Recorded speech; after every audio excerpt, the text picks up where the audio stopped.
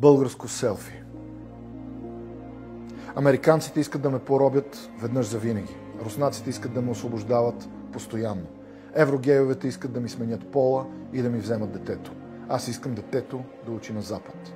Мразя Запада. Искам да се изправя срещу тиранията му, но и да паднат визите.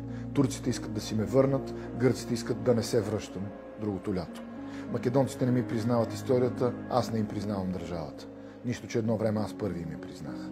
Искам да изляза от нас и от Европейския съюз, но македонците да не влязат. Англичаните не искат да ходя при тях, но те идват при мен, защото тук няма толкова мерки. Искам спешно да се вземат мерки, да няма повече никакви мерки.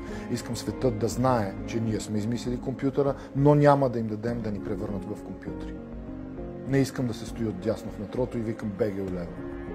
Съединението прави силата, но всеки сам си преценя. Искам да се събираме. Стига толкова разделение. Но не искам да събирам разделно. Нали накрая всичко отива на едно място. За големите идиоти има място в университета, за малките деца няма място в детската градина.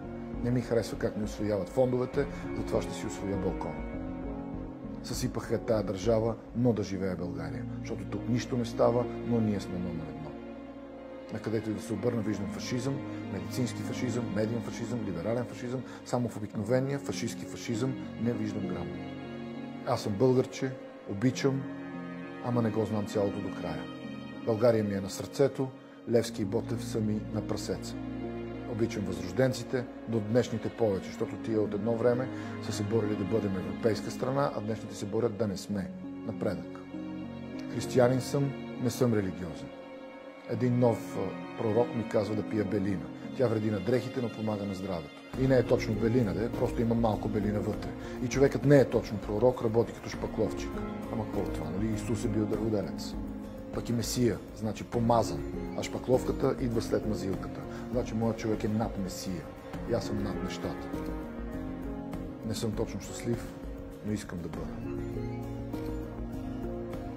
И май в това е цялата работа.